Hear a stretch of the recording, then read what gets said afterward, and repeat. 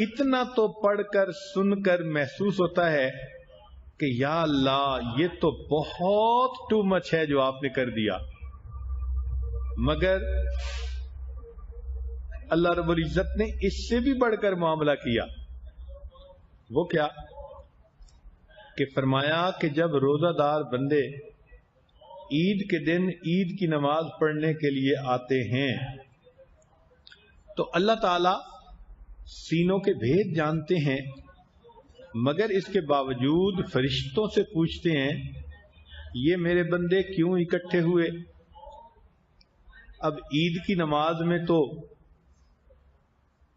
ہم نے دیکھا کہ سارے ہی کلمہ گو چلے جاتے ہیں، عبادت کرنے والے بھی، نمازیں پڑھنے والے بھی، اور جو زیادہ عبادت نمازیں نہیں پڑھتے کرتے وہ بھی عید کی نماز میں تو آ جاتے ہیں۔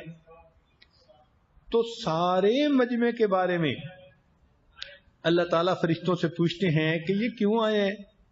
تو وہ کہتے ہیں کہ اللہ یہ وہ مزدور ہیں جنہوں نے مزدوری کی اور اب آپ سے وہ مزدوری یعنی اجرت لینے کے لیے حاضر ہیں۔ تو اللہ تعالیٰ ان فرشتوں کو گواہ بنا کر فرماتے ہیں کہ میرے فرشتوں تم گواہ رہنا، میں نے ان کو رمضان کے روزوں اور تراویوں کے بدلے میں سب گناہوں کو معاف کر دیا، گناہوں کو نیکیوں میں تبدیل کر دیا۔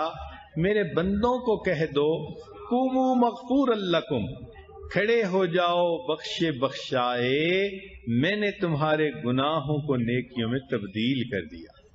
تو معلوم ہوا کہ رمضان کے مہینے کا مقصد ہی یہی تھا کہ امت کے گناہگاروں کے گناہوں کی بخشش کر دی جائے۔